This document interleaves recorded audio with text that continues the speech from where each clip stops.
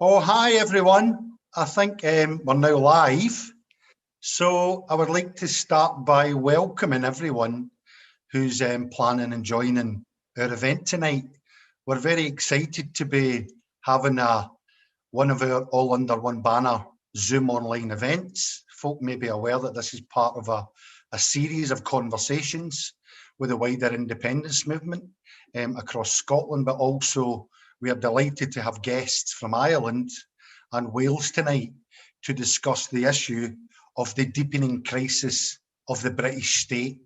And we'll be exploring with our panelists what the different ideas are about routes to independence. And I'll say a few things about how the meeting's going to run before I make some opening remarks and invite our panelists to make some opening remarks themselves. We would encourage folk to be involved in the meeting tonight through using the participants function. So if you want to speak throughout the meeting, please use the participants panel at the bottom of your screen and just raise your hand through that. And we have got a really excellent team of technical help in the background who'll be supporting us to select people who have questions, but also we're quite keen to make sure that as well as our three panel speakers, that we seriously treat you as a fourth panel member, because we want to hear your views and your ideas about how we develop effective strategies for defeating the British state and winning independence. So please fire in your questions, fire in your comments, and we will try and get as many of you in to the live discussion as we possibly can. So just moving on, first thing I'd like to say is I hope everyone is safe and well. We meet during extremely difficult times and dangerous times indeed, and any sort of basic scan of the landscape and the context that we're operating in, I think we'll realise that actually we face serious challenges and there's a real urgency for our movements to win independence, because we're operating in a context, if you look across the Atlantic, we've already seen the chaos that Donald Trump has created by encouraging fascist organisations and groupings to riot on the Capitol Hill. We've already witnessed the chaos that Brexit has created. I don't know if folks seen a recent report from the Bank of England where they talk about the British economy shrinking by something between 3 and 4% in the next year. Now, if you want to translate that and humanise it, it could potentially mean, I think the figure they gave was something like £80 billion being lost to the British economy as a direct result of Brexit. And on top of that, we know that the British government, Boris Johnson, and the lackeys in Westminster, they're also planning to use the Brexit deal to have a power grab from the powers of the Scottish Parliament and to reduce the powers of the Scottish Parliament even further. So we're faced with massive challenges about how do we protect the powers of that Parliament, but also how do we get out of the chaos that's been caused by Brexit. But also I think there's another crisis, two other crises that we need to identify as part of the context that we're operating in. And one is obviously the COVID crisis, which continues to intensify and deepen. And I think the economic fallout from that is absolutely massive and will continue. I think across the UK, we're talking about nearly 1 million jobs lost so far. And I think Westminster and the Tories are planning to make ordinary people pay for that crisis. I probably don't need to tell an audience like this that when you put all these different crises together, it actually helps us to focus on some of the reasons why we want divorce from the United Kingdom, or the disunited kingdom would probably be more accurate. So that's a little backdrop to the context, and we're delighted to have brilliant speakers to share their thoughts on how do we get independence and to address some of the strategic and some of the tactical questions. So I'm going to invite our speakers to speak for maybe 6 or 7 minutes. They will cover different issues, but really they've got a bit of a free rein to sort of share initially what their thoughts are on what are the challenges for the independence movement in Ireland, Wales and Scotland. How do we confront the intransigency of the British state? And I'm going to invite our first speaker, which is Gareth Soleri. Hope I pronounced that right. Gareth, I've been practicing it, and Gareth is from Western Wales, and she will be speaking on behalf of Yes Cymru, who are delighted to be joining us tonight. So if you just want to kick off with your opening remarks, Gareth, take it away. Oh, thank you so much. Yes, I'm Gareth Soleri. I'm a Central Committee member for Yes Cymru here in Wales. And I'm an actress, I'm a singer, I'm a writer, I'm a composer, and producer, do all sorts. And I work across the arts sector here in the land of song. I was elected as a Central Committee member last year, having previously been involved in some key events organised by Yes Cymru and all under one banner. And also a Yes is More platform, which is a platform for the artistic voices involved with the independence movement. So my talk today is going to revolve around the important role of arts and culture within our movements and the routes to independence. So back in 2019, in February, a Yes is More gig was held in Cardiff, and the whole lineup was really exciting. It was fresh and the first time a mainstream bilingual event of its kind. So often these things have been in Welsh language, but not English as well. So a bilingual event of its kind was held in Cardiff.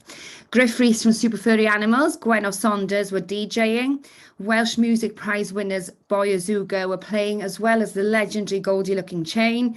And the headlining act was Charlotte Church and her late night pop dungeon, of which I am a member. And what a night that was. So some people bought tickets because of this incredible lineup without paying much thought or attention to independence. But absolutely everyone came away with much more than they had bargained for, and with plenty more food for thought than they'd thought they'd have. So many felt empowered and went from being indie curious to wanting Welsh independence, as these artists would really speak from their hearts in between the songs. As Charlotte put it at one point, I'm tired of being England's poor little cousin in hand-me-downs. So this really resonated with many people on the fence, all those who I would never really politically engage, it got them questioning. And to see a cohort of smart, sharp, fun and artistic fellow Welsh people they could relate to, singing their hearts out in pure celebration of what we can and will be, gave hope and confidence. Also, I'm sure you'll agree our national anthem is the bee's knees at the best of times, but this night it was particularly off the scale and pure electric. And most recently, I wrote and produced a New Year animation song and video for Yes Cymru, which featured an animated Charlotte Church singing that independence is so normal. So is it okay? Could we watch that video now, please?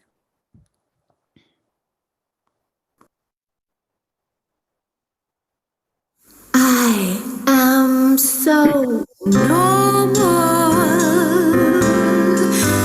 I am so normal. What am I?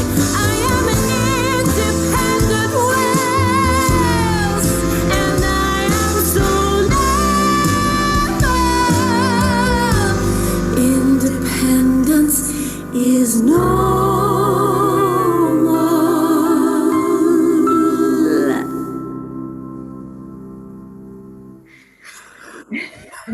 Thank you very much. So there we go, a really ostentatious, short, sharp video to celebrate independence. So my intention while doing that was very much like the outcome of that Yes is More gig. I wanted to start a positive discussion, a spark to conversation and to feed people's thoughts, whether being a part of an independence movement was a part of your life's to-do list or not, and to create accessible art that is fun to digest with just enough information to springboard the viewer to further research independence themselves. Now, as we all know, art is a communicator of our lives, and it's an extremely powerful communicating tool in political climates. It's pretty sad that only in the last year, in a pandemic, have many people begun to even recognise the mere existence of our devolved governments, which is pretty shocking, but then again, not. As our mainstream media, of course, focuses on the UK, Britain, which more often than not equates to England, and lots of the time London. And I know so many of our friends in England realise this and are furious about it as well. And I've often wondered whether comedic political panel shows discussing Celtic politics are. I mean, a Welsh, Scottish and Irish panel show, political panel show, give me it. Where are the satirical radio shows here in Wales? When I was opening newspapers pre-COVID-19, I rarely saw satirical cartoons about the Senedd or its occupants. I'm highly aware that the goings-on in the Senedd aren't half as dramatic as those of Westminster, maybe because we behave ourselves and give a damn about our citizens. And it's definitely not the daily cartoon that is America. But any take would do. There is art and joy and a point to make everything, and a point to be made in everything that governs our lives. And only by representing it in the media can the people of the country engage and understand about where they live and connect with those that supposedly serve them. And so I would love to see those who are pro-indie in our Celtic nations to create pieces of art, paintings, music, poetry, sketches, all celebrating independence, envisaging what independence means and celebrating it and communicating that. Share it in our communities and amongst friends, start discussions. There's no live gigs or theatre happening right now, but all sorts of art can still be made and shared. Your kids may want to write their own constitutions of their future independent Scotland and Wales. There's a homeschooling art and literature class for you. So I would love to see more art around independence. Zoom like this tonight are of invaluable importance to each of us here, but the challenge is to create pieces of art that engage those on the peripheries. And I cannot use the word celebrate enough. We are amazing at protesting. Our strength is always on show in our courageous acts of showing our vulnerabilities. I feel like we could collectively switch it up a notch and choose to openly celebrate through many forms of art what our nations can and will be, to give hope within the deepening crisis of the British state. Thank you very much.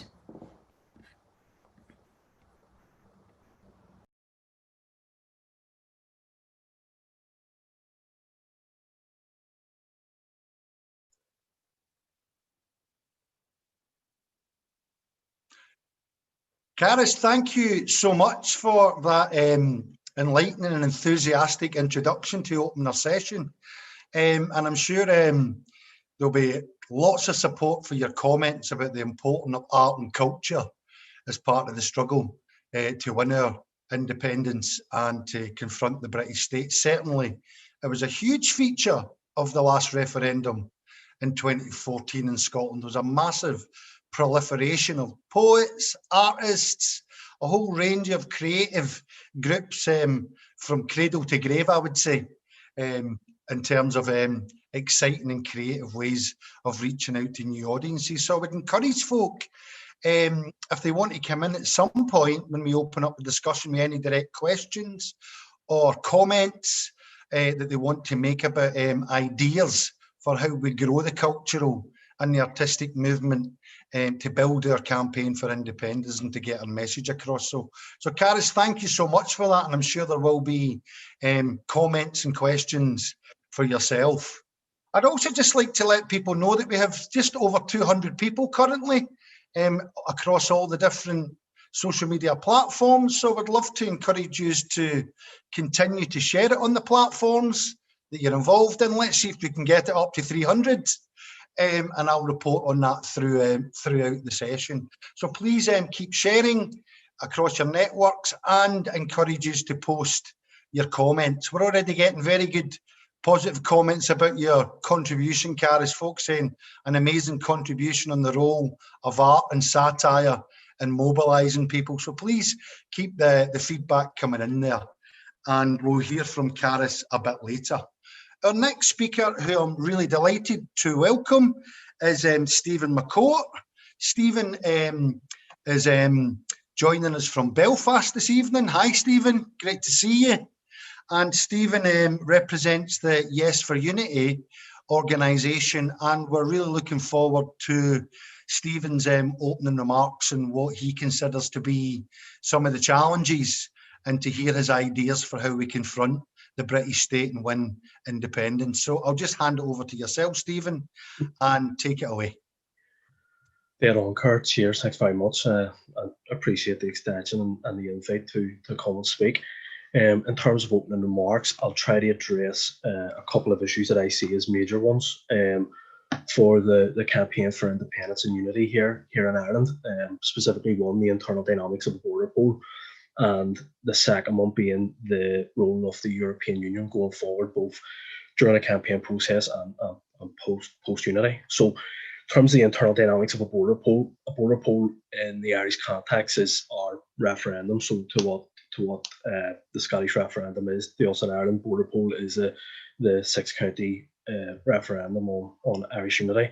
So that's provided for under the NI Act of 1998, the implementation anchor of the Good Friday Agreement.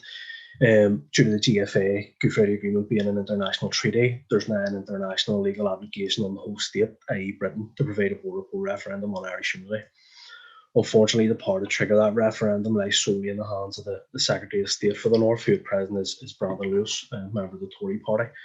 And the only way in which he will trigger that, if he believes that a majority vote would result in a united Ireland. Now, that is the current and vague criteria for engaging a referendum in the North, and it highlights one very clear issue, that there is no objective mechanism and no public objective criteria to weigh this against. So we are literally at the diktat of a Tory MP, and our future is in his hands regarding a referendum. But despite that, against the backdrop of Brexit and demographic change here across the North, which have been two powerful indicators and powerful tools in putting a united Ireland back on the public table and the public discourse, it's increasingly likely that a border poll will manifest in the coming years. Now, while demographics in the context of Ireland are quite crude, what can be said about them is they follow a certain trajectory, and if that can be utilised to bring about constitutional change, then that opportunity must be grasped. A man much better at explaining self-determination processes than me says that those who wait the pure revolution will never live to see it. So with the border poll being likely going forward, those who support independence in Ireland need to utilise that mechanism as a lever to get their voice heard at the table, and then, even more importantly, to deliver Irish unity. That is particularly aimed at Republican activists in Ireland. Nobody except Republicans are willing, or indeed even capable, of articulating the Republican vision for Irish unity. So we will either be at the table making our case, or will we stand in the field watching a train go by, unable to impact its direction or destiny. As we all here in Ireland, Scotland and Wales move into the right to choose referendum era, we need to be clear internally and provide clarity to others on the shape and function of our respective referendums. Our respective nations have been subject to bad faith in the past, political manoeuvre from the British state, and usurpation by those who currently deny us independence. As a minimum expectation, we need to demand the British state adhere to an international set of standards. There's currently an international set as the Code of Good Practice on Referendums that was laid down by the Venice Commission. So on a personal level, I have 7 minimum expectations of how a referendum needs to be conducted and how the British state needs to conduct themselves during that process. So the first one is good faith, that the internal parameters, including campaigning rules, the questions and the interpretation of the outcome are not stacked against the positive result for Irish unity. The second one is will of the people, that Britain cannot interfere with the decision of those who voted in the referendum, that should Irish unity emerge, that must be respected and legislated for as our collective will. Third one, being peacefulness, that Britain doesn't engage in rhetoric or in violence, attempt to use threat of violence as a blocking mechanism, or encourage, and should actually encourage those loyal to British citizenship to accept the outcome in favour of Irish unity. Number 4 is clarity, that the question is clear as possible and free from ambiguity. Only one question should be posed on a single ballot paper in order to increase that clarity. 5, voter eligibility. Universal suffrage must be implemented. 16-year-olds should also be permitted to vote. 6, the role of states. As per the code of good practice, states should not promote one agenda to the exclusion of the other. Interventions cannot result in one-sided excessive campaigning. In 1990, Peter Brooke, who was then the Secretary of State to the North, in an effort to engage the IRA and convince the IRA to end their armed campaign, stated that Britain had no selfish strategic or economic interest in the North of Ireland. In this case, Britain must be held accountable to that statement and allow us, as further laid out by the Good Friday Agreement, of which they are a co-signatory, the people of Ireland alone to decide. And the 7th one is international observation. That is absolutely crucial to ensure that the international legitimacy of the referendum and provide peace of mind for activists on the ground that things are being conducted in an appropriate manner. To move on there in terms of the European Union, I'll try to be quick because I'm cutting close to the 6-minute mark. But despite previously mentioned there that Brexit was providing major opportunities for independence activists to push their own particular projects forward and assist in breaking up the union, it's also really important to be aware of the way there are constitutional and international issues when it comes to the European Union. So without kind of going on anti-EU bashing, in 2017, the EU gave guarantees that should Ireland be united, it will retain automatic membership of the European Union without the standard new state entry negotiating process or the state recognition that usually comes with that when a new entity attempts to apply. So at that time, this was lauded as a great achievement, even proposed as a solution to Brexit. So basically, that was being marketed as Irish unity equals the European Union membership. So reject the Union with Britain and accept a union with Europe. That same wasn't afforded to Scotland, as many of your own activists will remember from your own independence campaign and leading up to the last referendum, that the European Union said that Scotland would need to reapply for membership and then subsequently be recognised by the states involved. Wales will be in a very similar situation should it achieve its independence, regardless of the population's views or strongly held views on this issue. Question then arises of why is Ireland so special, but in the opposite end, it actually isn't special at all.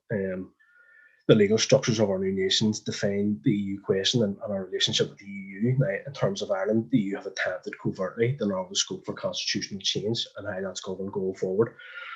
So when Scotland and Wales achieve their independence, there'll be new nations, new states, new constitutional legal entities within a new world order of nations, as should be, and as every nation's right once it expresses self-determination. The only way in which United Ireland can retain automatic EU membership is if it forgoes its right to a new Ireland, a new republic, or a new state. Before being brought into being as a constitutional entity, the EU have attempted to force United Ireland to abandon the creation of a new state and simply accept accession, so a simple transfer of territory between London and Dublin. The current 26-county state will remain in existence and simply extend its internal borders to cover the ceded territory. This would effectively mean bolting on the 6-county state to the 26-county state and calling it New Ireland, something independence activists, particularly here in Ireland, have long rejected as a solution to partition. In that event, the much sought after Irish unity would boil down to a simple process of a 26-county state enlargement, so more of the same, just on a bigger scale. There are further internal and constitutional repercussions with that. Because Irish unity would be enlargement of one failed state, a current failed state, it would not have a new international legal personality. Therefore, our reunified Ireland would be bound by the previous obligations and treaties entered by that 26-county state. This would mean, for example, that the Good Friday Agreement would continue indefinitely. That agreement cements the Northern State as a constitutional entity and by its own internal articles permits a continuation of that entity into the future. That state would then continue to exist as an obligation of the Irish government and would simply be devolved from Dublin rather than London, as is currently the case. The abolishment of the Northern State and its current political institutions have long been on the list of demands from independence activists in Ireland, and have created a really strong argument for Irish unity owing to its own dysfunctional nature created by partition.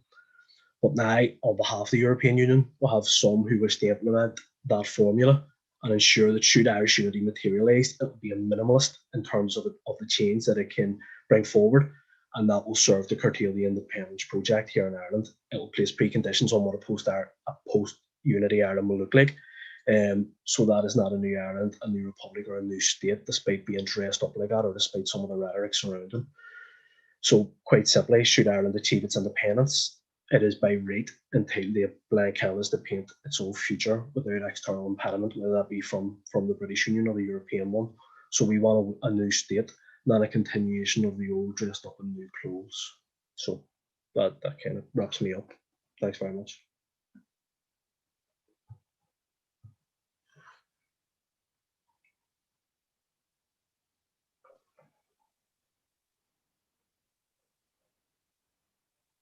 Oh, Stephen, thank you so much for that really eloquent contribution, dealing with really complex issues around how we achieve Irish unity. And I'm hoping that that's generated some thoughts and potentially some questions that folk can think about putting to Stephen directly if they want when we open it up. And any comments are more than welcome in the chat. So we're going to hear more from Stephen later on. But we've already got some questions coming in, and I want to remind people who are listening that we are going to have an opportunity for contributions from the floor and for you to make some points and to share your questions. So one of the questions that's came in so far is that Westminster doesn't want to give Scotland a referendum. How can Scotland get a referendum? And someone else makes the point that they feel in the short term that our only hope to achieving independence is the May election in Scotland, and seeing that as a plebiscite vote. And folk are quite keen to know what the panel's views on that are. I'm certainly going to come back and direct some questions around that as well. So without further ado, I'm going to invite our final speaker, who folk will be hopefully know Charlotte. She's a familiar face as a key activist in All Under One Banner, and is active in Glasgow in her local Yes group in the west end of the city. And Charlotte is going to make her opening remarks as well. So Charlotte, I'll just invite you to do that, and then we'll open it up for some contributions from the floor initially, just to get the audience's thoughts. Hiya folks, hopes everyone's well. Thanks to All Under One Banner for inviting me and organising this international discussion. I'm not going to sing. Thanks to Gareth and Stephen for their contribution. I hope I can add a little bit of a different dimension to the discussion, because as everyone knows, the discussion around independence in Scotland is hotting up because we have imminent May elections for the Scottish Parliament. But I would go back to some of the opening remarks that Kia made and say that we are all working in a totally different context to a year ago, or even 2014 when we had the first referendum, because I really do think that COVID has exposed the system that we're all living in as inadequate to meet the needs of the people of Wales, of Ireland, of Scotland, of England, of anybody in the world. The increasing inequalities, the health inequalities, the unemployment, the fact that we are distributing food parcels to families in one of the richest countries in the world is an absolute disgrace. And I want people to be angry about this. And although we are working in conditions of lockdown, I want to see people being active about this. And I think that's one of the reasons why we've seen a steady increase in the polls supporting Scottish independence, because people are seeing independence in Scotland as a way out of this rotten, divided, class-ridden system run from Westminster by the likes of Boris Johnson, who basically run things for their own class, for their own benefit, disregarding the interests and the welfare of people. And if we can escape from this by getting Scottish independence, that would be absolutely fantastic. And I also think that people, because of these conditions, feel that this is within our grasp very, very quickly. I think it's a historical turning point, if you like. I mean, this is a world historical moment, not just COVID, but for the climate crisis that is destroying our environment, which will, if it continues at this rate, it won't be there for future generations. And we've also seen that in other parts, as Keir mentioned, what's happening in America at the moment, a real divisive populist politics, which is separating people from each other on the basis of racism, on the basis of gender, attacking the rights of women, etc. There's so many reasons why people should be angry, and so many more reasons now that more people realise that independence could and should be a way of out of this condition for people. And so how do we get there? As people know, the SNP is a party that exists to campaign for the independence of Scotland, and yet they have been in office in the Scottish government for many, many years, sometimes with a majority, not a majority now, and they wish to have an overall majority in the May elections. But we also know that people are leaving the SNP. We know that the Labour Party is losing members. It didn't have that many, but it seems to be in an almost terminal decline in Scotland. Where are those people going? What are those people thinking when they want to leave these parties? And we want to form a pole of attraction of activism and campaigning, which is grassroots led in Scotland. I think this could be the same in Wales and the same in other parts, where we put at the centre of our campaigning independence, but we bring together people who we know have been campaigning on many different issues over the last couple of years. The young people of Extinction Rebellion, I think, have been particularly inspiring. They've given an example, for example, of how to do media grabbing demonstrations with relatively few people. You know, we are working in COVID conditions of lockdown at the moment, but nevertheless, there are ways in which we can take the campaign to the street without compromising people's safety. I think we should see more of that, and we can discuss that as well. We want to see, I mean, if anybody, if the most inspiring thing for me last year was the Black Lives Matter movement, not just in America, but in Britain and in Scotland. We had demonstrations all over Scotland, whether it just be people taking selfies or demonstrating, taking the knee. And this has had a real impact. It's had a real impact in America for change, but it's also had a real impact here and made Scottish people look at their own history in a different way, to own up to the Scottish role in empire and slavery, but then build a determination that we can build a nation that doesn't rely on that discrimination and oppression, but can build a country that's based on unity and inclusion, anti-racism and anti-austerity. I firmly believe, and I've always argued, that the independence movement can only be broadened and strengthened by bringing these strands of activism together in the independence movement. And we have a chance of doing that in the next few months. Now, there's a debate raging in the movement in Scotland about the way forward, about the role of the SNP and the May elections, about how do we get this referendum. I do not believe that Boris Johnson will grant the Scottish people a referendum. I simply don't believe it.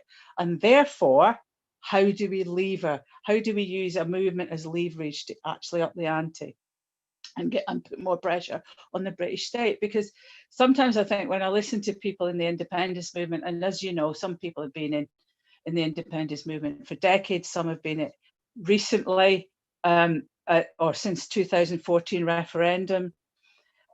And sometimes people think that this is just a movement that goes on and on. It goes up or down, sometimes it goes down, but it's not affected by anything else. I think we have to break that attitude. We're in a new situation in the world. We're in a situation of real crisis in the world. If we don't win a vision of what we want in our respective countries, then there ain't going to be a future for our children.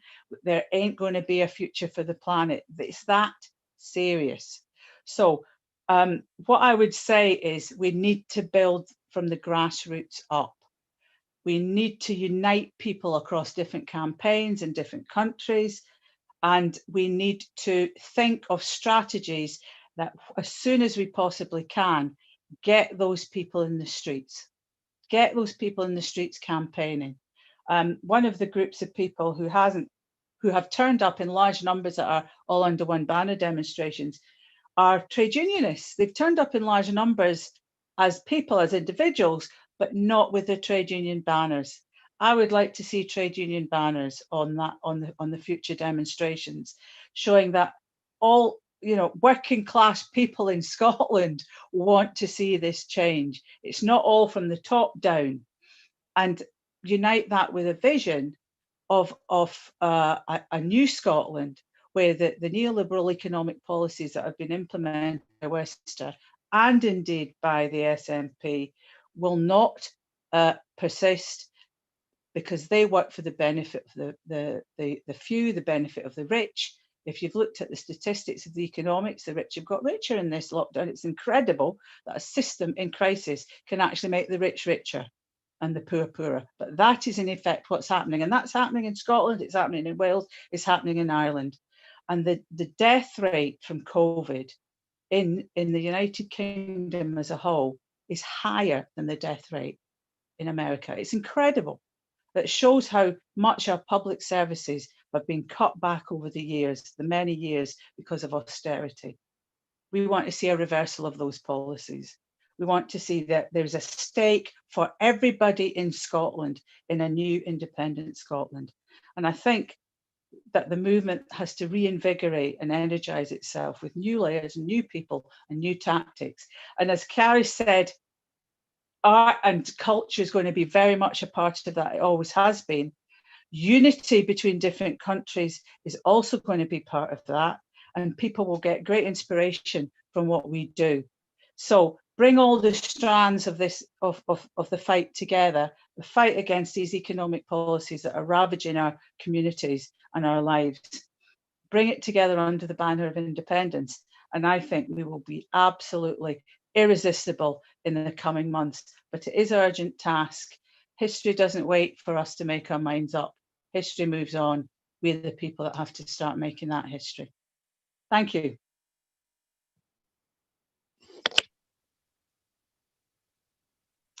Thank you so much, Charlotte, for that illuminating contribution.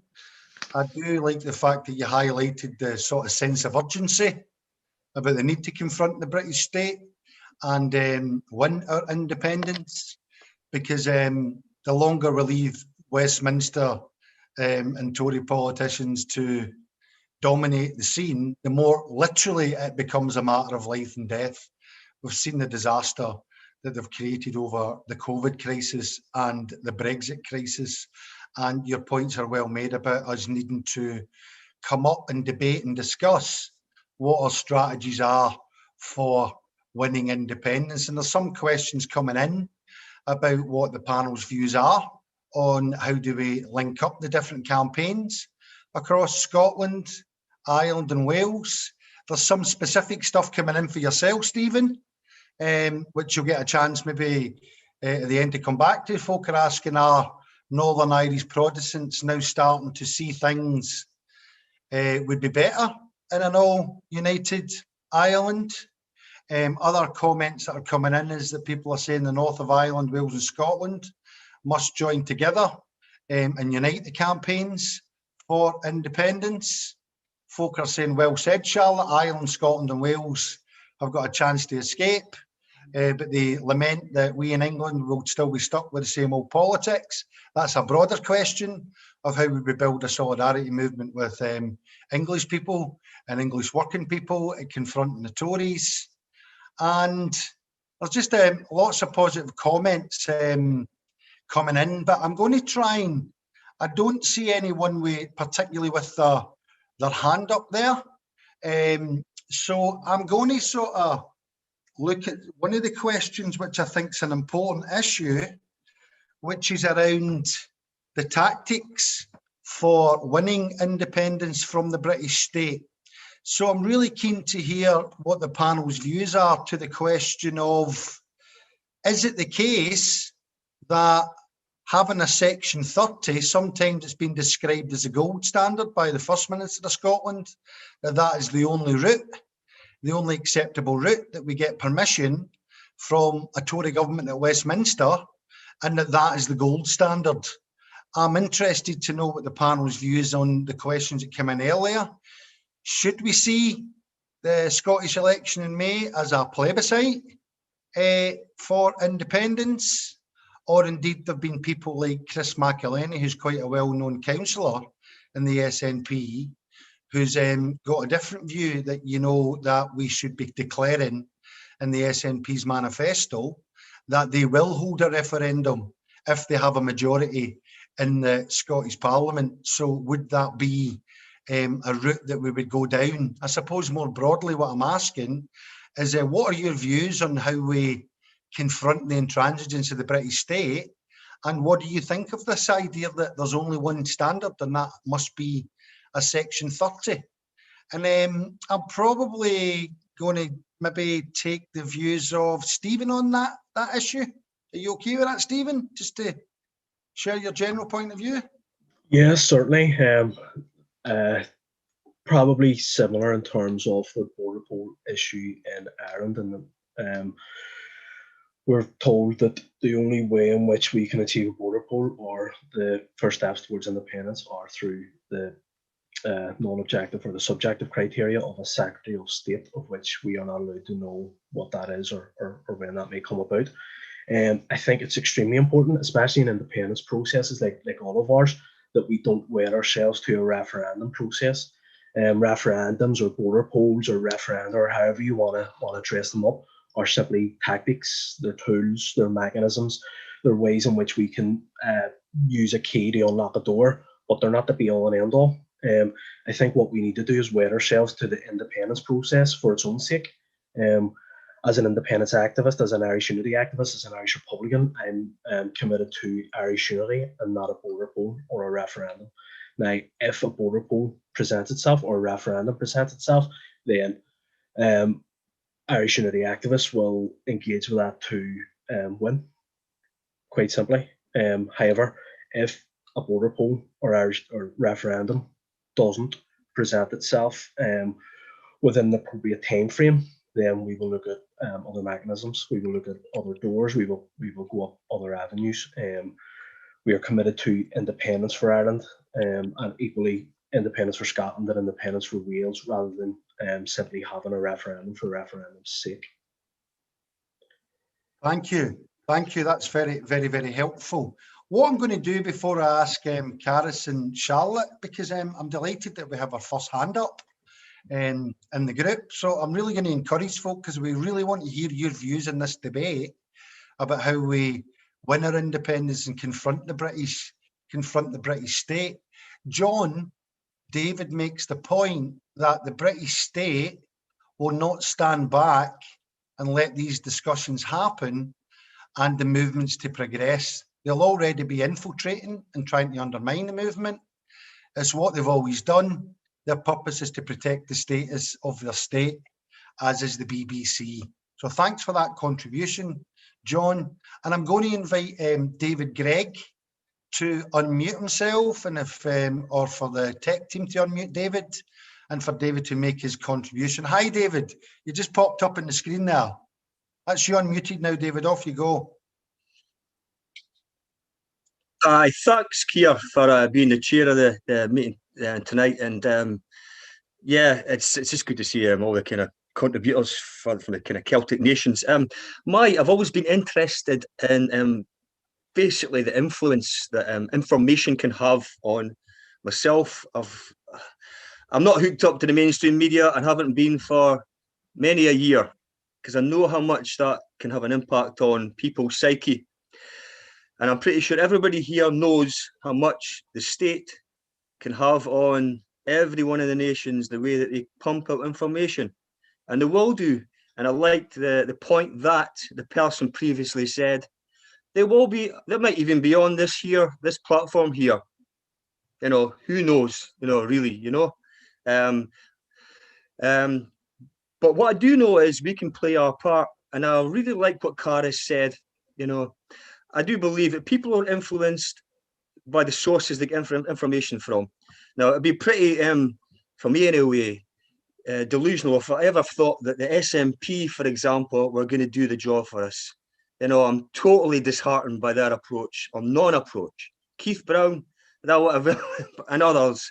You know, I think he was the head of the mainstream media department for a while, did nothing. They've got plenty of opportunities at interviews to put across things in a clear manner, so they don't. So therefore, what I like from Gareth was, I would love to see, I know there's some quite prolific people in the movement. I think there's a guy called Wee Scribbles. I'm quite neutral about him, but he does, I think, you know, highlight stuff in cartooning. But I'd love to see a cartoon. And I know it might seem a little bit out there, but I'd love to see a cartoon of all the things, you know, that where we're at. Like, for example, you know, I don't know, a metaphor of us giving away, you know, whatever percentage of the monies that we have and giving it to Westminster and us getting it back. You know, these things in a factual, but really a kind of cartoonish, you know, form.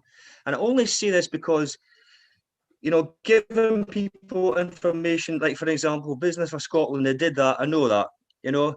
But for me, a lot of people are going to look at that and think, what are all these facts and figures? But I think giving something in a real, you know, a cartoon form or something along that layer there will have more of an impact than. So generally, just what I'm trying to say here, guys, is I'd love to see something where we can really get things across in a really, really simplified manner.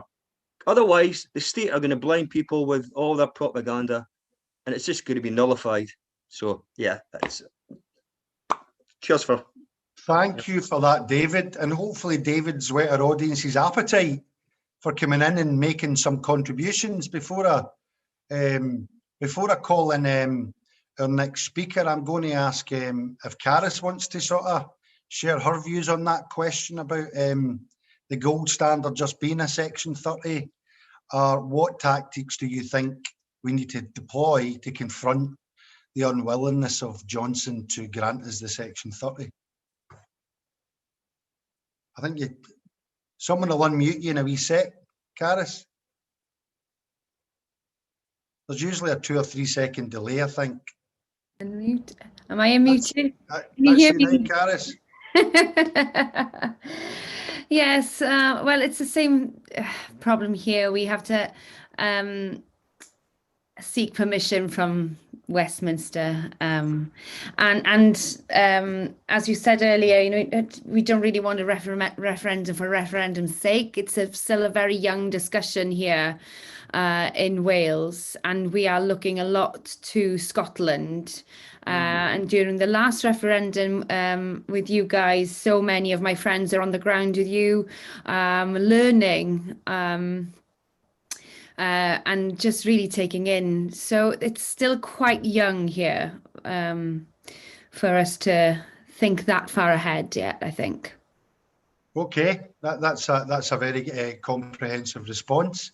I'm delighted to invite Gareth Robertson, who's asked if it's okay to come in and share a perspective from an English perspective. So yes, we're absolutely delighted to welcome you to the call, Gareth, and for you to make your contribution. So fire away. Thank you very much, Keir. Thanks, everybody. There's a tiger in England to ride for the other nations, in a way. There's a growing, at least the half of the British voted for Brexit. It's a dangerous tiger because the motivations are not what I read. You hear a lot of, and you see it on social media, you hear a lot of really quite unpleasant attitudes expressed as to reasons for there should be either an English Parliament. A lot of people start talking about having an English Parliament. Just curious how they think that could fit into the Constitution, but they do. And a lot of people now saying, no, forget English Parliament, independence.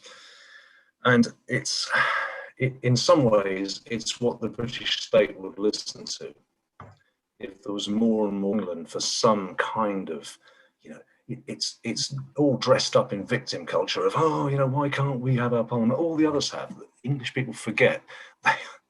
They're the dog that wags the tail, not the other way around.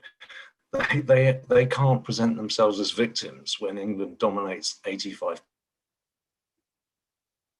What is forgotten, though, is there's an awful lot of deprivation in England. Desperate whole swathes of the country, whole massive sections of the population are treated in, or certainly they can legitimately claim to feel that they're treated in a dreadful way by the British state, in the same way that anybody else can, whichever nation they're living in.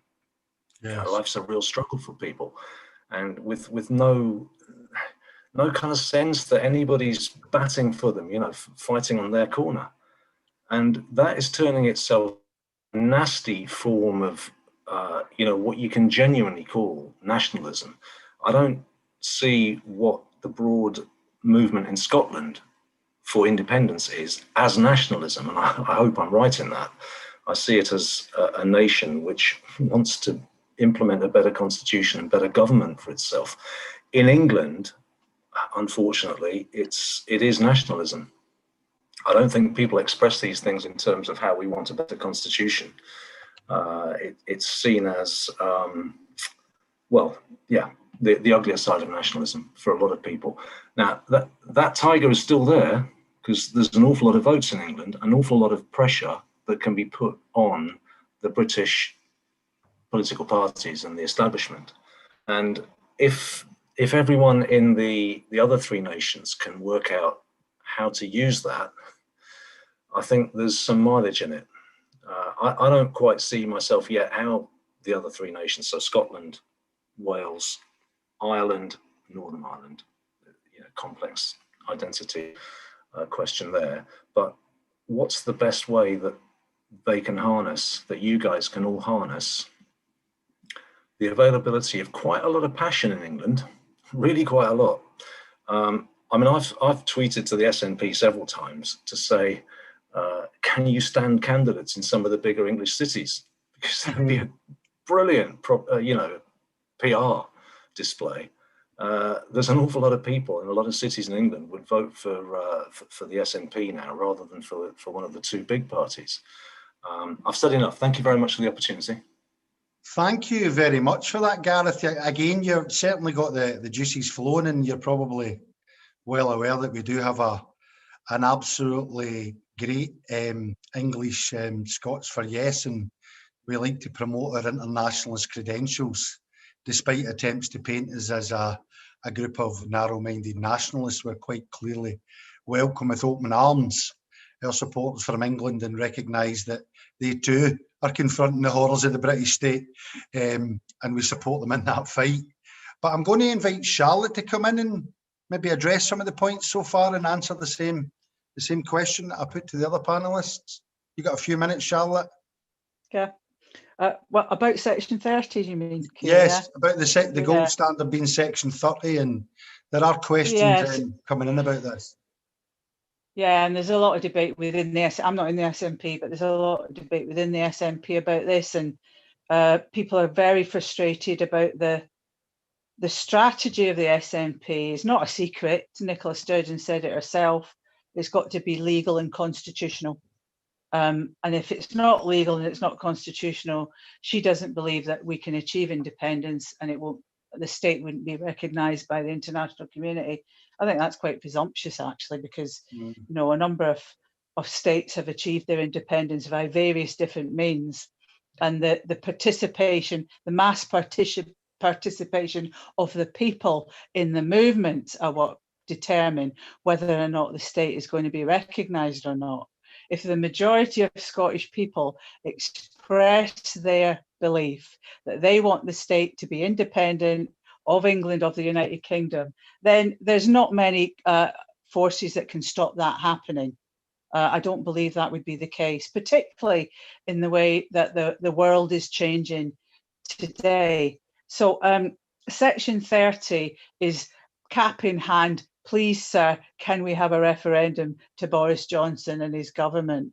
And, as Gareth pointed out, this government of Boris Johnson is effectively an English nationalist government. If the language they use about Brexit, even about fighting COVID, is all about fighting wars and harking back to the past and the British Empire and all the rest of it. We're done with it. We're finished with it. We're not interested in that. They don't even recognise that their own position in the world is diminishing. They've been laughed at throughout the world. And therefore, it's pretty demeaning for a nation that wants to be independent to go cap in hand to the country that they want to divorce from and say, please, can I have a divorce? And if you say no, well, that's it then, it's over. I don't think the majority of people in Scotland believe that. So the May elections are sharpening this argument up. I mean, those of us who are not in the SNP have to recognise within the independence movement that the SNP is the leading political organisation in the independence movement. But that doesn't mean to say that the movement as a whole sits back and lets the SNP do what it likes. So if we build a grassroots movement that expresses itself, and I pick up all the points people, I think it was David said about social media. I mean, I'm not a social media person, but I'm very impressed with some of the graphics and the imaginative ways in which people are using it today. I mean, infographics is a science in itself, and you can have on very colourful one page information immediately. And I would recommend people have a look at a little pamphlet called Scotland the Brief, which actually does this very well, put a lot of ideas and facts and figures together in a couple of pages, and it makes it easy to digest these arguments. But the question of I mean, I agree with Stephen, if you tie yourself to a referendum whose parameters are dictated by the state, and to some extent it's the state you want to break away from, then it can be, you know, an impediment to building a movement on the ground. So I want to see, I would put the other way around. Can we build a grassroots movement that is active and united, that puts pressure on the SNP, and that actually puts pressure on the British government, that says, if you don't grant us what we want, we will make the place ungovernable. I know, for example, in my own Yes group, there was a debate about what are our 47 Westminster MPs doing? What are they doing week in, week out at the time when they can attend or attend the online discussions? Facilitating the Westminster government, sitting there making nice speeches opposing Boris Johnson, but actually to very little effect. Can we use them to some limited way to disrupt the processes that are still continuing to oppress us and divide us? So there's lots of things that I think that we can start arguing that we do as a movement to put pressure on the SNP, and not entirely rely on a referendum, firstly, that trying to get it granted by the Westminster government, which won't happen. But in the event of it not, why aren't you going to organise a referendum yourself, mobilise the people in its support, and then take it from there? We need much more punchiness on this issue, not passivity. And that's what we want to build. And I think that's true in Wales as well as Ireland. I mean, I noticed that Yes Cymru has a very, very large online membership now. So clearly the arguments are getting across to people in Wales that are maybe looking at Plaid Cymru and saying, well, wait a minute, this strategy isn't working. So it's quite fluid at the moment. Let's build a movement from the grassroots up to put pressure on these processes. And if we don't get what we want, then we'll probably have to take that further. And dare I say, civil disobedience. That's how people get what they want if they're not going to get granted by the state. Thank you, Charlotte. And I'm sort of hoping to hear from our audience. We want to know your views on this debate. We certainly think it's legitimate to have the debate, you know, and to share different perspectives of a strategy. So this is your chance to come in. And I think I've got Claire wanting to come in with a question and maybe a point. So I'm going to ask Claire if she wants to unmute. If Remy could unmute. Claire, that's you live. Hi, Claire. Hello. Claire. Hello, everyone, and thanks for such an interesting chat and discussion so far. what I would want to say was, I put it in the comments earlier, is what I think, and apologies again for somebody else from Glasgow speaking to you immediately after someone else from Glasgow, and I so appreciate hearing from our comrades in Wales and Ireland too. It's really great to hear you, and also our comrade in England as well. What I want to say is that I really do believe that in Scotland, prior to the independence referendum, which was very close, and let's not forget, it was very close. It was so disappointing the next day when it hadn't happened. I remember sitting in a pub in Glasgow and feeling rotten the next day, but really it was so close, and can give us hope and for the future. But I would like to say that on the back of that referendum was the anti-bedroom tax movement in Glasgow and Scotland, which I really feel, along with the trade unions, being involved in that.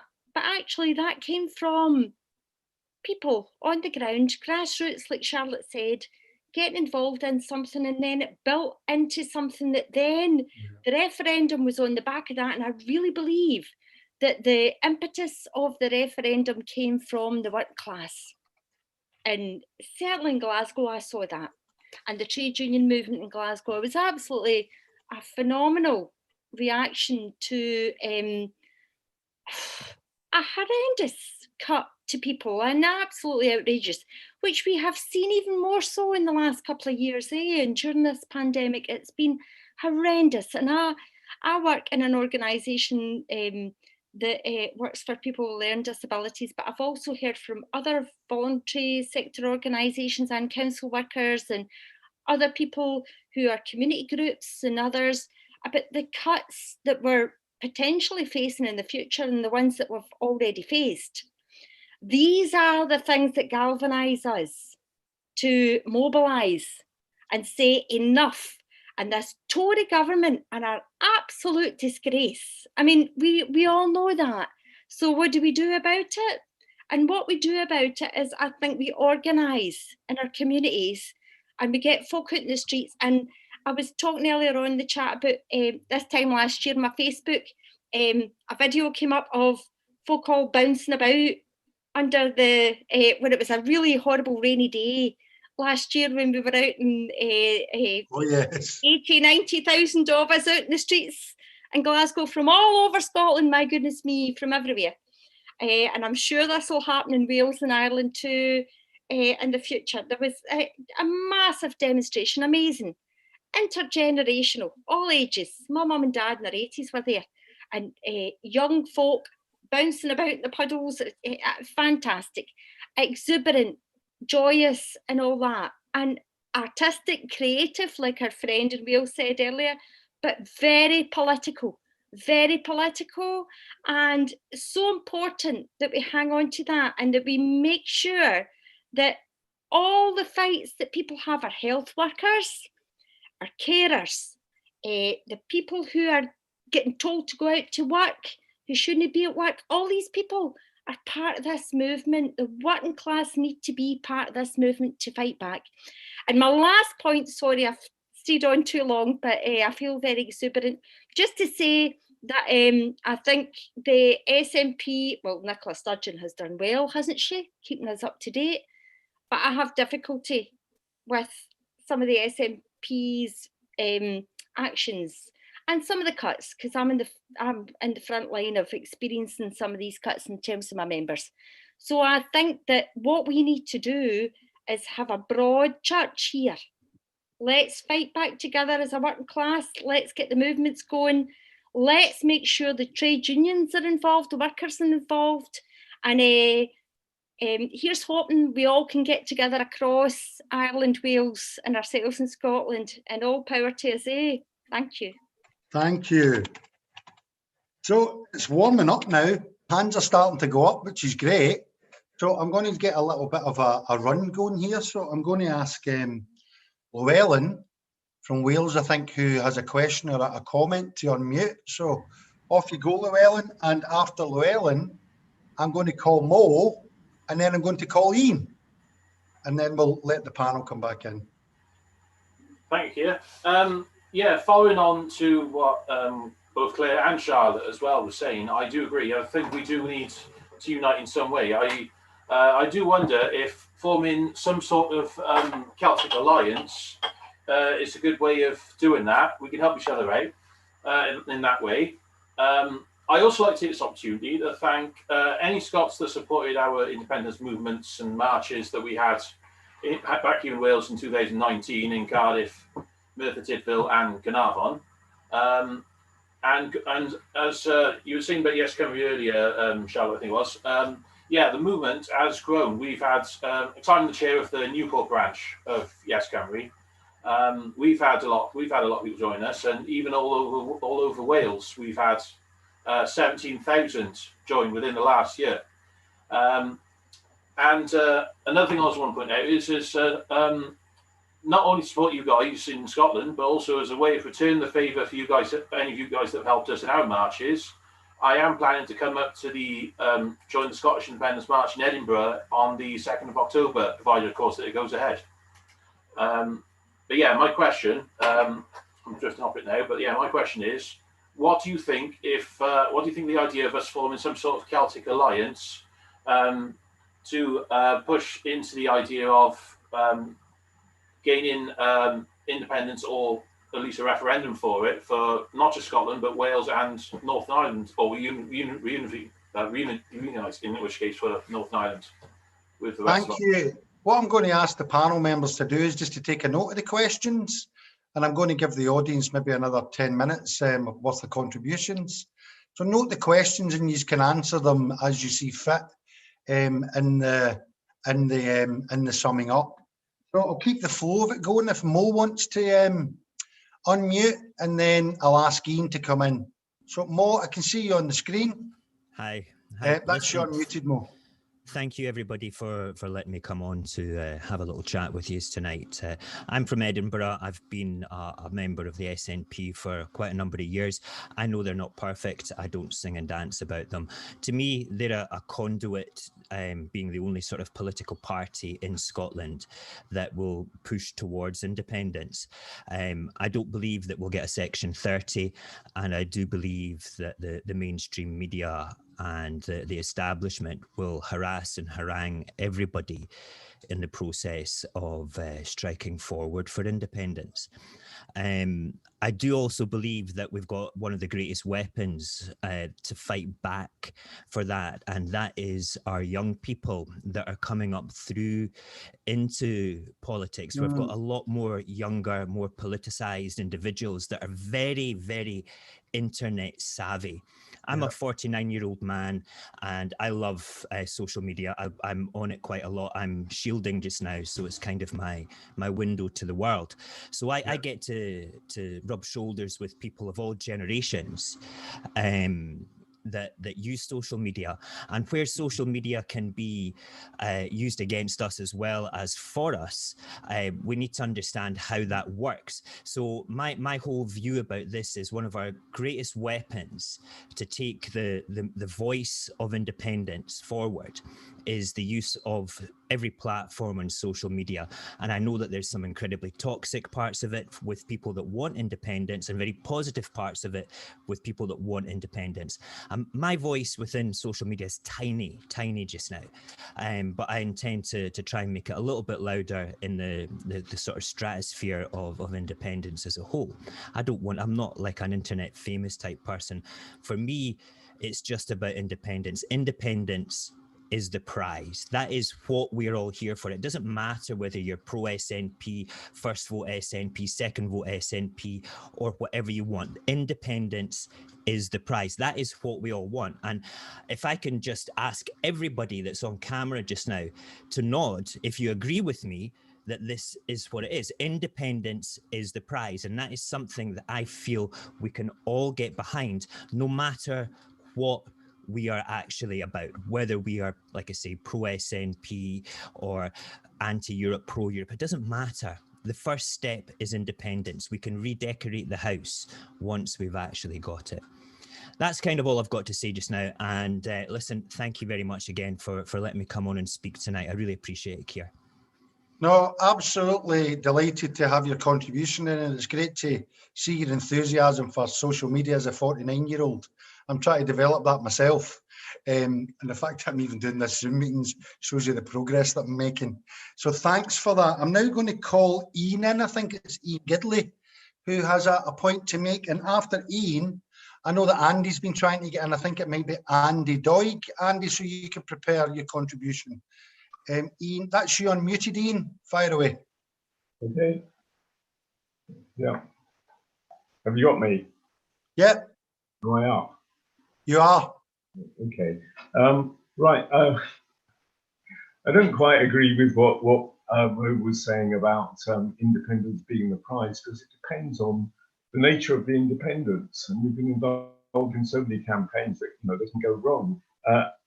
And that's why the point I want to raise is I've got a bit of a problem with seeing the May elections as a sort of plebiscite on independence, in that implies that you should vote for the SNP, and that then ties us to the strategy of the SNP. And that includes the commitment to rejoining the European Union and all of the austerity that entails.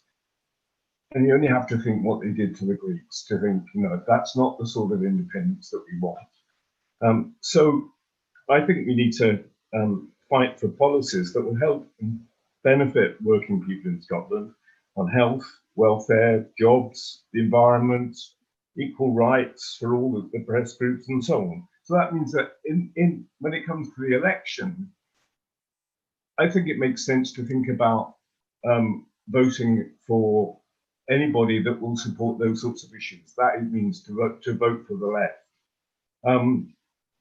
At the same time, clearly, we have to be fighting fundamentally on independence, so that we're fighting for independence around policies that will improve things for working people in Scotland.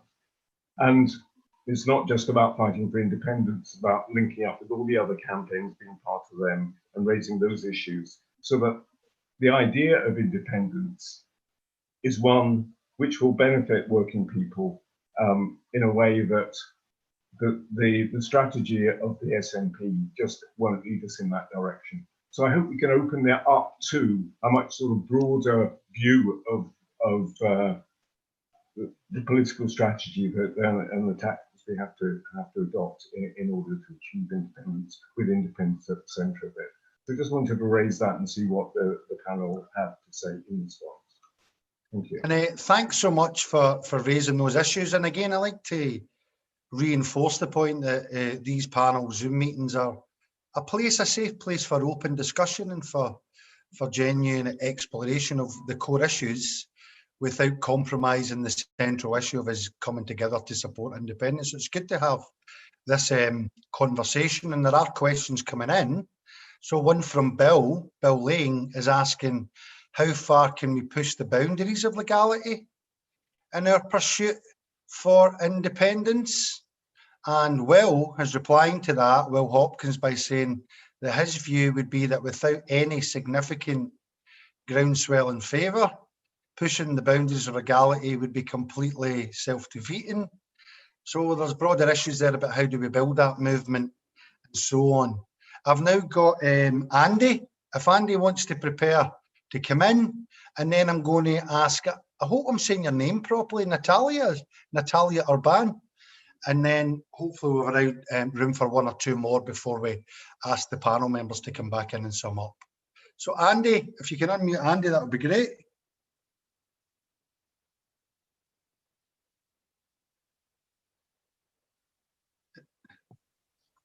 There you go.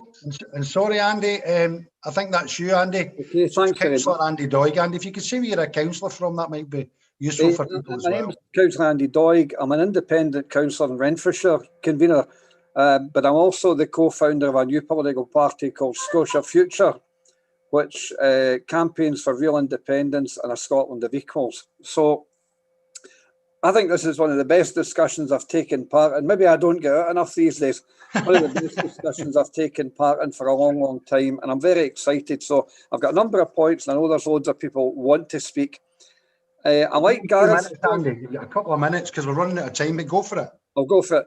Gareth made a point about how do we combat what he called English nationalism. I think what we need to encourage, and we could maybe do this by calling ourselves a Celtic People's Alliance, to emphasise the fact that we're not trying to exclude ordinary working class folk in England, that we want to have a discussion with them about how they can promote a genuine English radicalism based on the radical elements of their history, like the Levellers and the Peasants' Revolt, and enable them to throw off this kind of Union Jack straitjacket that people like Farage and Boris Johnson want to impose.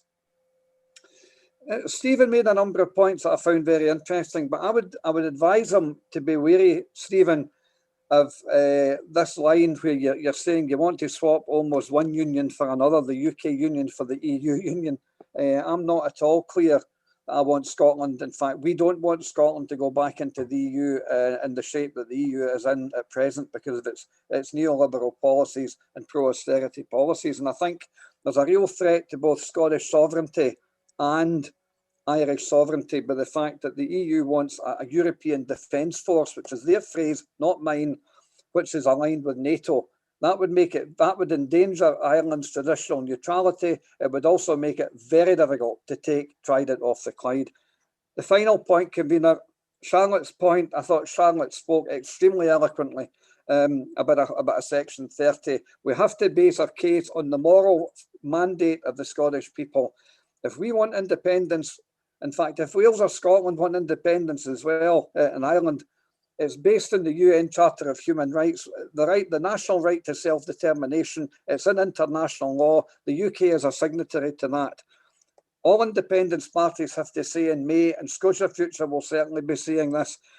We want a statement of independence. That if we get a pro-independence majority, we will take that as a mandate for a referendum.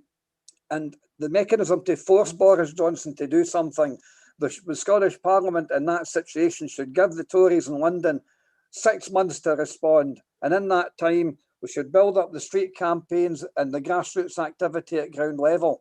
Charlotte also said, what do we do with some of your SNP MPs? They would be ideally placed, some of them, to make the case internationally and build up international support for the case for independence. And we keep on that road. We have to do that. We cannot, but Scotland's sovereignty is not in the gift of Westminster. It's in our gift here. Thank you. Thank you, Andy. And you stuck well to your 2 minutes there. Very good. And lots of really interesting points. So in connection to what Andy's saying, there are some questions coming in. There's one coming in for Sean Jones, who's asking the panel, how can people who live outside of Scotland, presumably, but have an extreme vested interest in the indie movements of their blood heritage cultural homelands, how can they provide assistance to these movements? And in their cases, how can these outside and not under Westminster provide some benefits? There's also questions coming into the panel members about what your views are and what stages you think the respective independence movements are at in each of your countries. I think folk are looking for maybe an overall assessment of where you think you are in terms of what stage your movements are at in each of the countries. So that's really good. I'm going to ask Natalia to come in if she's there, and then I'm going to ask Alan Bell to come in after that.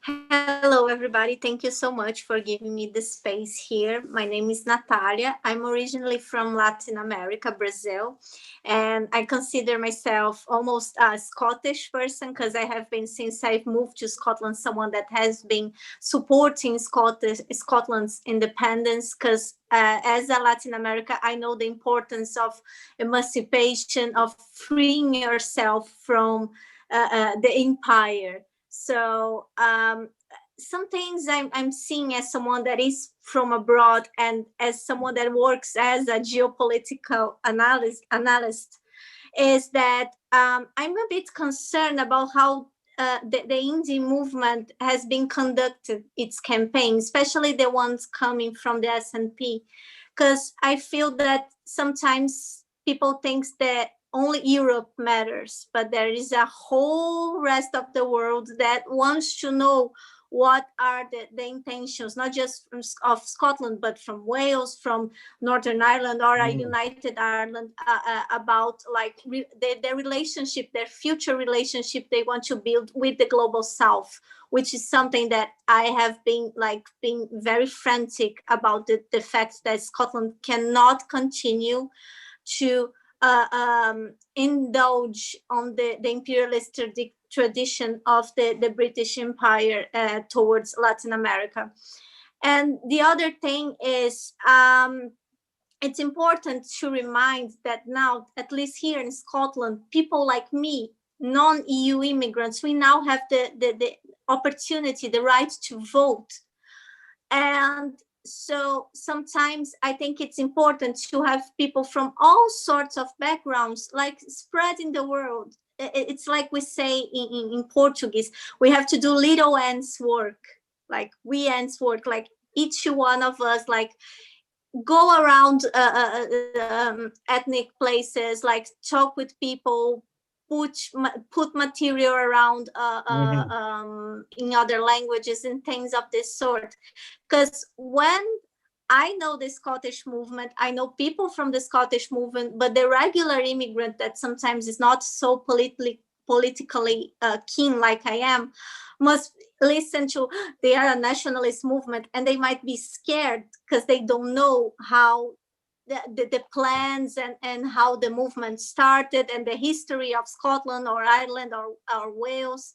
So it's important to explain to those people that they won't be like asked to leave, that this is nothing to do with white power, like Scottish blood or Welsh blood or Irish blood. This is more like we want to have our own country. So this is just my view as someone that is not a European, but I am not talking politics here. So it's not like a pro or against EU side. It's just that make a campaign as a Scotland, as a country in the world, not just in the EU.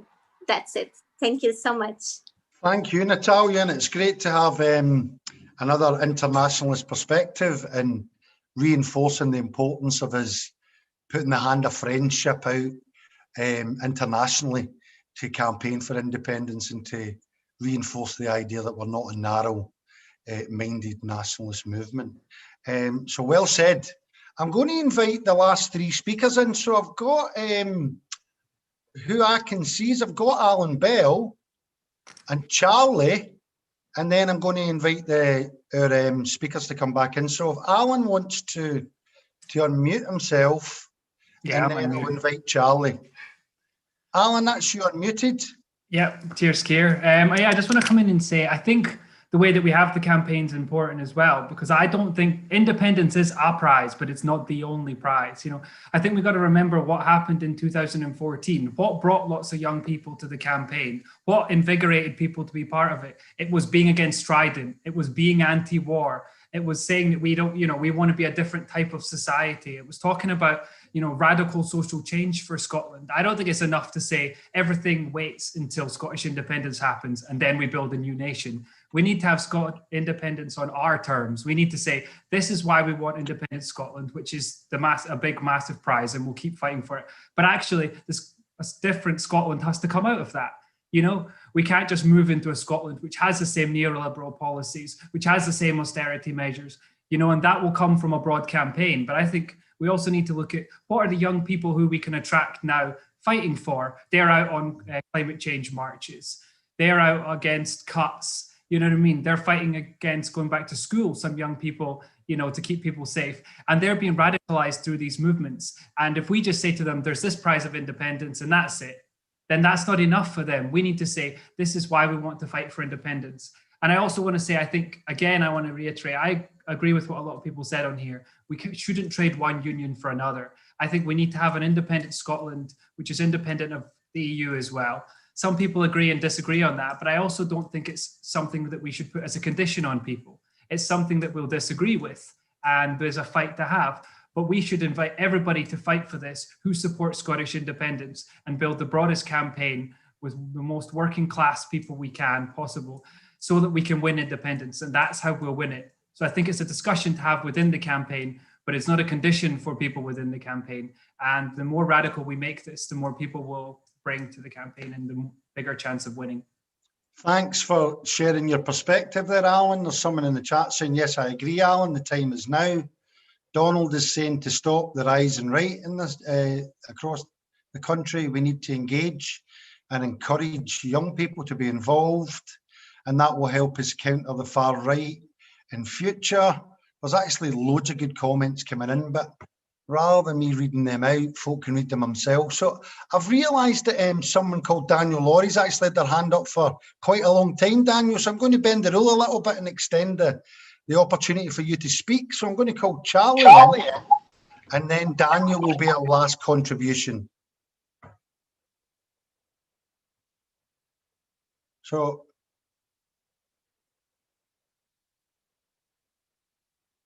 is it Charlie? Yep, Charlie, that's you unmuted now. Is that me now? Right. Thanks very much, Keir. Thanks to the speakers so far. It's been actually a fascinating and a brilliant meeting so far. Specifically on that question, I think that was Keir posed from the chair. Is Section 30 the only acceptable route to independence? And, you know, I think it would be lovely if we could, you know, say that the Tories will actually grant a Section 30 when we apply for it. But I think we know that that is not in any way realistic at all. I think we also know that even if it was Keir Starmer, that was operating, in number 10, he would also say no as well.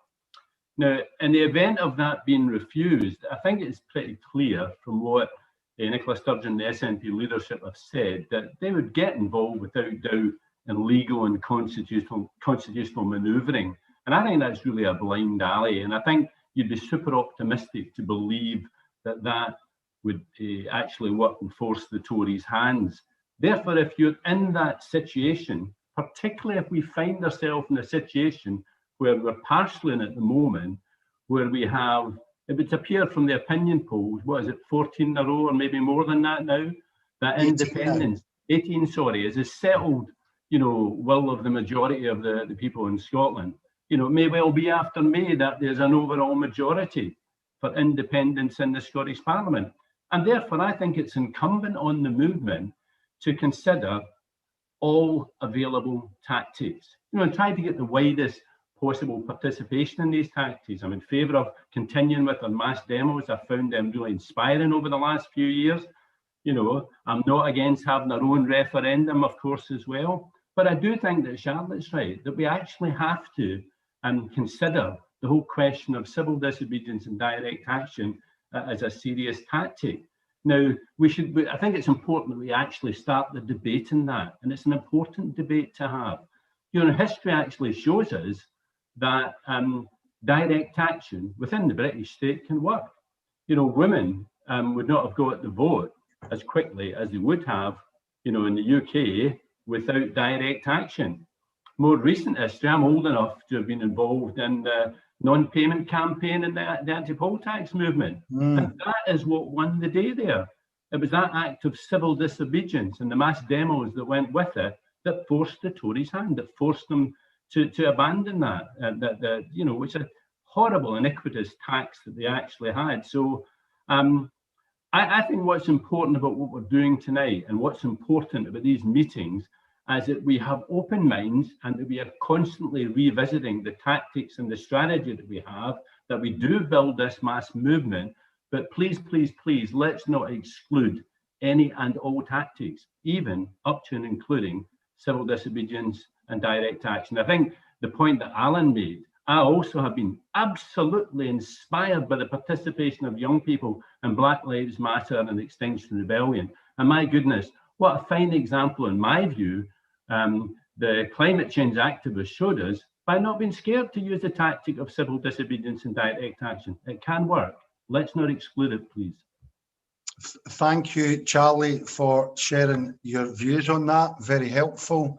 I'm going to call Daniel, and I'm not sure if it's who's going to speak in the group there, but take it away, guys. You'll be unmuted. Both you can speak if you want, no problem.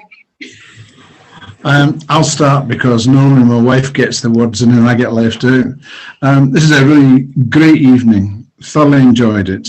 30-second background. We are co-conveners for Pensioners for Independence in Edinburgh Lothians. We've spent the last three going on 4 years, street stalls, accosting people on the street, talking about their problems, about what they want to convert them to voting for independence. We have the hardest group to work with, the oldies. I'm an oldie, my wife's quite a little bit younger, but that's where we are, and we're delighted to hear the younger folk talking tonight about getting the young folk involved, because when we die, we're gone, and that's tough. But it's their future, their children's future, and that's where we have to go. Yeah. Thank you. And I'm going to give you an opportunity if you want to say something as well, sitting next to your partner. I'm still on the limelight. You go for it. Can you? What do you think? Yeah. Go for it. Will do. Well, yes, I do believe in a plebiscite election. I also believe and agree with what Andy Doig said, that the election, if it's a majority for independence, that should be taken as a mandate. There's no doubt the SNP has been infiltrated, I would say, on many levels. And I'd like to know why Nicola Sturgeon is quite so wedded to a Section 30. This alleged gold standard. It was the right thing at that time. It's not the right thing now. And what it does to an extent is trade away our sovereignty.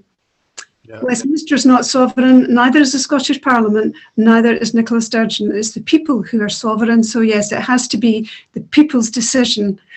Yeah, and thank you very much. It's been an exhilarating evening. Thank you, everybody. And I'm going to ask your name, just because I don't want to just leave with Daniel's name in my head. What's your name? It's Julia. Julia, thanks so much for that contribution. I think that's a great way to sort of end tonight's session. There's been some great contributions coming in. Lots of people sharing different perspectives. The last ones that's come in, I'll read out a comment from Andy Doig. Andy says we do need to consider non-violent civil disobedience as a last resort. The SNP ran a civil disobedience campaign against mass unemployment in the early 80s under the leadership of Jim Sillars, but a moral mandate for pro-independence. A moral mandate of pro-independence parliamentarians who are committed to pushing the case is crucial. And there's just so many comments coming in, but I'm going to ask our panel members to come back. I'll give you sort of 3 minutes each to address a sort of an array of really broad questions. And I'm going to ask, I'm going to actually do, anybody want to go first, or will I just pick someone? Maybe, what about yourself, Caris? Are you okay for coming in and making your closing remarks? You'll be unmuted in a sec, Caris. Okay, can you hear me? Yeah, that's you. Marvellous. I've had such a lovely evening tonight. It's been just amazing to hear all the Celtic voices come together, to be honest with you. It's been an utter delight. Thank you so much. I'd like to speak directly to Natalia, who called on an inclusive campaign which is global. I wholeheartedly agree. Natalia, for me, as I've gone to work on my animations recently, so I've shown one, there's 2 more now in the pipeline. The first port of call for me, when it comes to them, not only to get that direct message across that independence is normal and all these other things, but also my first port of call is the representation of women and women of all ethnicities, and to celebrate them in these situations. So COVID has put a spanner in the works to be able to do these videos with real people. So animation was the perfect way to create that intention, a celebration of independence with the women of the world. Wales as an independent nation on a world stage with other independent nations singing a huge big band number. I often, because I compose music, and I often struggle to find songs which aren't just protest songs or songs that are full of longing about our countries. And when I look to America, I always think just how many songs there about New York City alone. you know, and they are constantly heard globally, so many of them. So that's why I went to create an ostentatious 30-second big band number, which would normalise Welsh independence. But as a movement here in Wales, where are we at? We're up to 17,000 members as of today. So that's an amazing landmark for us. A year ago, we only had 2,500 members for Yes Cymru. So that's such a jump. And of course, the incredible increase this year is due to that magnifying glass, which is COVID-19, which Charlotte has obviously spoken about. It's really highlighted how poor Westminster has been in governing us through all of this. We are also facing May elections here in Wales, and we are as Yes Cymru pushing all political parties to get an independence referendum on their manifesto. Plaid and Greens are the only parties, Plaid Cymru and Greens are the only parties so far pushing this, especially Plaid, of course. And by now, of course, there are so many of our Yes Cymru members who are Labour for Indy, and so much work needs to be done to convince Mark Drakeford, who is clutching onto the reunion dreams of Keir Starmer being our future PM. Even if that happens, we'll probably still be behind. So And Mark Drakeford has spoken openly about the shambles of Westminster as our First Minister through this. So I think many of Labour voters now are now turning to us to drive the conversations within the Senedd towards independence. Thank you. Thank you so much, Caris, for that great summary. I'm going to now ask Stephen to unmute himself and make his closing remarks. Dead on. Cheers, Kerr. That was quite broad, the amount of questions and contributions. So I jotted down just a few notes to see if I can kind of hit a few of those points anyway. So basically, as part of our own respective internal independence process, and drawing reference to Ireland here, there are opportunities for our new states that will emerge on the other end of these referendum campaigns or these other independence campaigns for it to reflect the campaign itself. So the campaigns can be radical, democratic, open, safe spaces for learning and collaboration right across the Celtic nations and the other independent campaigns out there. I would even extend that further to start looking towards places in Europe, the likes of Catalonia, who we could all learn a significant amount from in terms of how to conduct ourselves when the state is refusing to permit an independence referendum. I think as a baseline, we need to start engaging academia, economists and other people with notable skill sets across our different nations there, so we can start putting their skills to use. Those of us on the ground here attempting the engender change can't wait forever in political parties or states to right in behind us and say, okay, we see the value of your argument. So we need to put into operation what we want to see from our independent nations, and that's self-determination. In terms of building a Celtic alliance, I think that's a necessary component in terms of pushing the British state to unravel for learning, for tactics, for campaigning tools, solidarity, pooling resources, and many other things there. It will also help us start to build the relationships that will sustain and help build our nations when we are eventually independent, and that'll be a crucial aspect when we do have self-determination and our various independence campaigns have won out. A collective push from all angles will be a massive blow to the British state, especially at this state where it's facing existential crisis. Wales is rising, Scotland's rising, and the question of Irish unity is back on the table here in the north. So a collective push will start unraveling that state. Good, a nice optimistic note and a call to action there. Thank you very much, Stephen. Charlotte, I'm going to invite you for the last few minutes to make your comments, and I'm just also quite keen to let folk know that we've actually held way over 100 folk right through to the end of the conversation. So we're really delighted at that, and this will be getting shown in various media platforms afterwards. So thanks to everybody who's contributed for the floor, who have passed their comments in the chat, and I'll make some concluding remarks after Charlotte's finished. Charlotte. Yes, thanks to everyone. What a great discussion. And I think whatever questions people come up with, this movement is going to have the answers somewhere and somehow, and all the talents to deliver what we want to deliver, whether it be art, culture, social media, etc. And you know, we want everybody in this. That's why this organisation is called All Under One Banner. We want to drive towards independence. But I think I agree with that all the people have said different things about climate change, about the internationalism, about the changing nature of the Scottish population needs to be reflected in the campaign and in the government of this country, which it isn't to any great extent at the moment. Natalia's comments were spot on. Also, we've also learned of a new political party that I didn't know existed in Renfrewshire there. Andy saying everything that Andy said, I absolutely agree with. I think it's an unnecessary shackle on the movement to tie independence of Scotland to membership of the EU, because, as people have said, not everybody agrees with the EU, and certainly their policies imposed on other countries to the detriment of working people have been a disgrace. And the treatment, by the way, of refugees and migrants by the EU countries has also been a disgrace. But also the question of Trident, somebody mentioned Trident, and I think the issue of Trident, it's unbelievable that people aren't talking about it more, because actually Trident as a technology is now obsolete.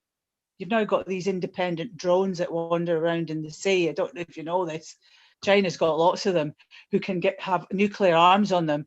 Trident is redundant as a technology. Get rid of it, save the money. Let's start developing alternative agriculture and get rid of Trident as a condition for our Scottish independence. These are all demands that we have to be raising now within the movement, and bringing young people and people of all ages into this movement. But we do need to inject it with some urgency, with some new energy and some new vigour, because if we endlessly talk about what the SNP strategy is going to be, we will lose the momentum. We don't want to be here in another 5 years talking about what the SNP is going to put in their manifesto for the next election, because we won't have the opportunity that we've got now. Out of crisis, people are angry, people want change, there's no return to normal. And we need organisations from the grassroots up that unite for independence, but for an independent Scotland that is worthy of the people that will be its citizens. At the moment, I don't think we have that. So it's big ideas politics, but it's the cogs in that, turning that big wheel.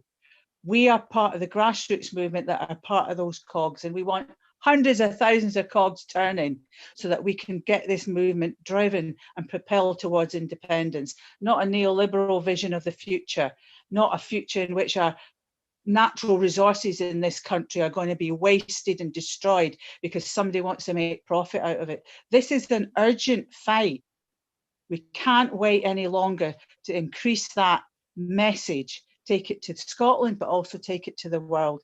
We are here for the duration. We want independence now because we want a decent country in which is fit for our citizens to live in. And that will inspire other people, I'm absolutely sure. Who gets it first? Scotland, Wales, Ireland? I don't know, but I know whoever does will inspire the others to do it too, and everyone around the world fighting against injustice and for freedom and for peace. That's a prize. It's worth fighting for. Well said, Charlotte. I can see lots of fisking up in the air, folk clapping and applauding. So thank you so much to our panel guests and to you guys, the audience, for making that a really exciting and broad-ranging conversation around some of the key challenges and some of the big political, strategic and tactical questions that are facing our movement. And as we go forward, we know that these conversations will need to continue as the crisis of the British state deepens, as its crisis of democratic legitimacy deepens, and its inability to solve the major social and economic crisis that affects all parts of the UK.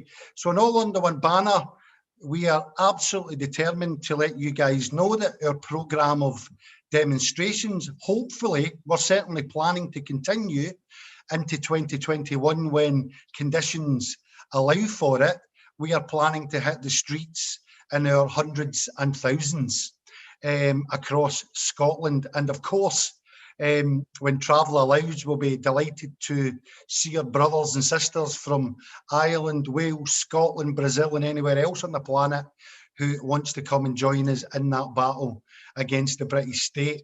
But in the more immediate term, we do have another Zoom meeting. I think it's on the 22nd as part of this series looking at strategies for independence. We'll have another exciting panel. So please do tune into these Zoom chats and share them with your friends.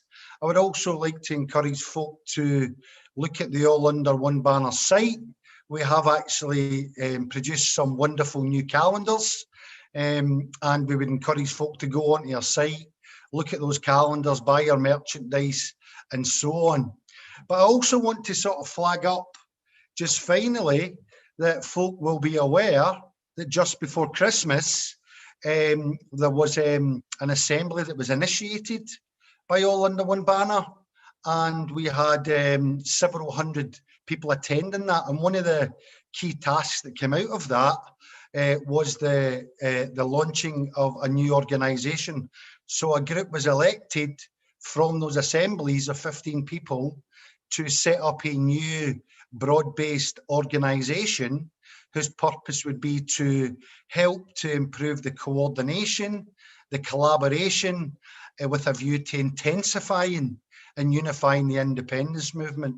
So part of its remit has been to sort of set up that organisation. We're delighted to be letting you guys know that that's very near over the next few weeks. We can't give the exact date for it yet, but we are encouraging folk to look out for the countdown and to get ready to join that organisation, to promote that organisation, to take it into your schools, colleges, workplaces, and indeed your current YES groups and different YES networks. So we're very clear that this new organisation will not try to replace existing organisations or steal their thunder. We want to add value and make sure that we're able to strengthen the movement and build the movement and extend its reach so that we actually can make Scotland ungovernable for the British state. So please look out for that. It'll be happening in the next few weeks. And I will just say good night to you guys. Please stay safe and please spread the word that the British state's days are numbered and it's time for a divorce.